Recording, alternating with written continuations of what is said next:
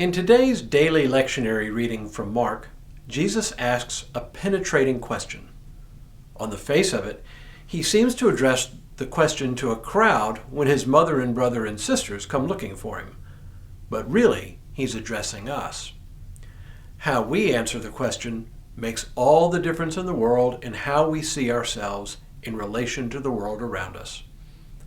Hello, I'm Stuart Baskin, pastor of First Presbyterian Church of Tyler, Texas, and this is your daily devotional for Tuesday, January 17th, 2023.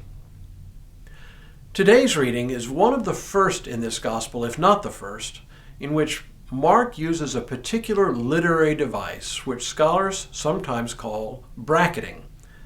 The story begins with one scene only to cut to another scene before returning to the original scene so that the first and last parts bracket the middle. The purpose of this literary device is to link the two separate stories in a way where each story interprets the other. Today's scene begins with Jesus' family becoming concerned for his mental health and coming to restrain him. The scene then shifts abruptly to a confrontation with some scribes from Jerusalem who accuse him of being demon-possessed. The focus then returns to Jesus' family, who come to find him, perhaps to take him home. It's a bit on the lengthy side for these devotionals, but it is important to hear them together to get the full benefit. The crowd came together again so that they could not even eat. When his family heard it, they went out to restrain him, for people were saying, "He has gone out of his mind." And the scribes who came down from Jerusalem said, "He has Beelzebul, and by the ruler of the demons he casts out demons." And he called them to him and spoke to them in parables. "How can Satan cast out Satan? If a kingdom is divided itself, that kingdom cannot stand.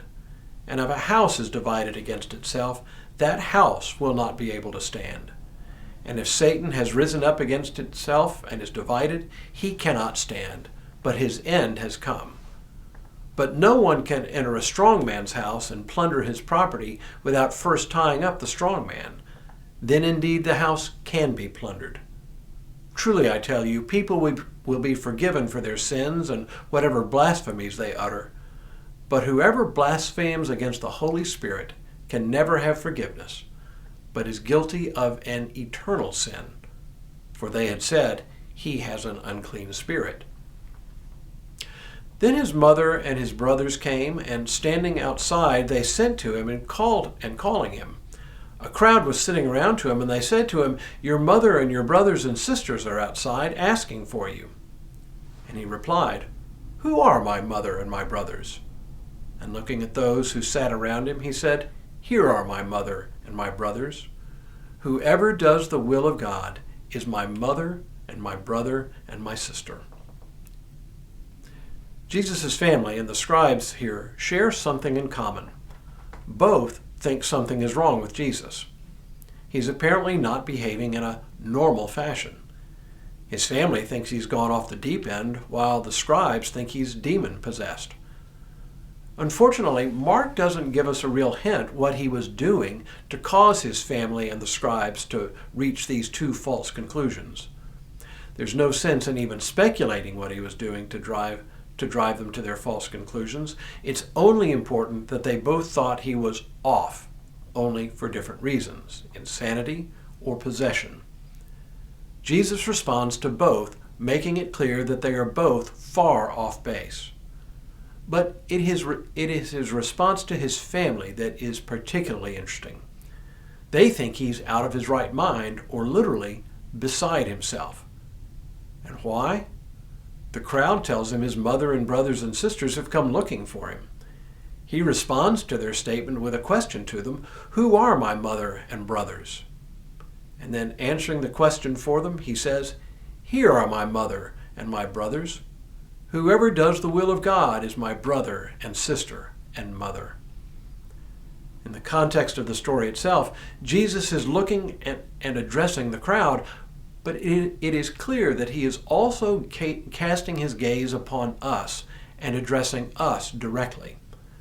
Up to this point, we could have been curious spectators, mere bystanders, watching the drama of the story unfold. But when Jesus turns his gaze to us, we can no longer simply be bystanders and spectators. It's decision time. We have to choose. Is this man crazy, out of his mind, beside himself? Is he a demon-possessed wild man? Or is he our brother? And if we identify him as our brother, we commit to a particular kind of life, one in which we commit ourselves to two things. First, as Jesus explicitly says, doing the will of the Father. And if we want to know what the Father's will, it is on full display in the life of Jesus. But second, what Jesus says implicitly is that if we count ourselves as Jesus' sisters and brothers, we absolutely, positively must see each other as sisters and brothers as well.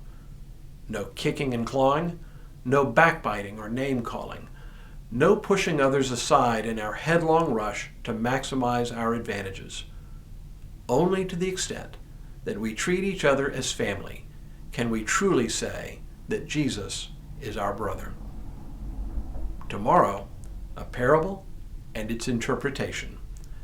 But for now, may God continue to bless you and keep you in all that you do this day and in all the days ahead.